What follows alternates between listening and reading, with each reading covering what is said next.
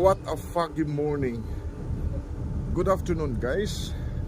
Andito na po kami sa Callao, Peru. Ito, presently nagbabunkering kami. Kakarating lang nila.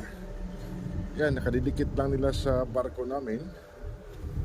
At yan ay naghahanda sila para connect yung bunker hose nila sa aming bunker manifold.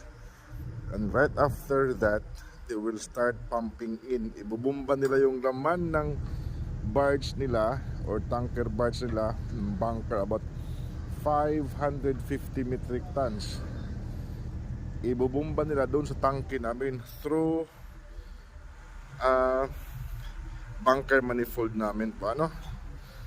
And then yung engineers namin doon magsusunda, susukatin yun ang tangke kung ilan ang pumasok, every centimeter of the